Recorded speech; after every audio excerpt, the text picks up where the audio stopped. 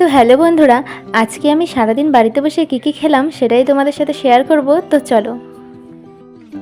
ঘুম থেকে উঠেই সবার প্রথমে আমি যেটা খাই সেটা হচ্ছে লেবু দিয়ে গরম জল খাওয়া। এটা আমি কয়েকদিন আগে থেকেই শুরু করেছি খাওয়া। আমার পেটের কয়েকটা সমস্যার কারণে আমি এই জলটা খাচ্ছি। তোমরাও কে কে ঘুম থেকে উঠে গরম জল খাও কমেন্টে জানিও কিন্তু।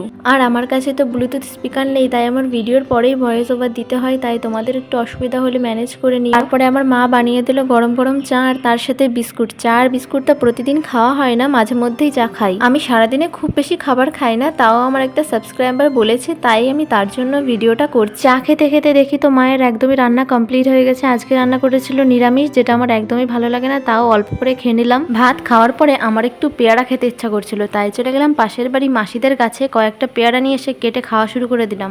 সকালে লেট করে খাওয়ার কারণে দুপুরবেলা আর খাওয়াই হয় না, তো দুপুরে এই শুধু পেয়ারা খেয়ে একেবারে বিকালবেলাই খাবো। আর বিকেলের জন্য মা রান্না করেছিল ঝালঝাল করে ডিমের ঝোল।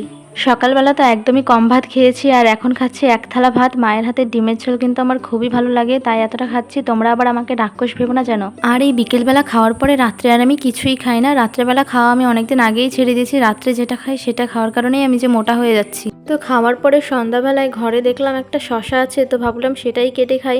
আমার কিন্তু সব ফলই মোটামুটি বেশ ভালোই লাগে। তারপরে খেতে ইচ্ছা করছিল ফুচকা, তাই চলে গেলাম বাজারে। বাজার থেকে তো ফুচকা এনেই খাওয়া শুরু করে দিলাম।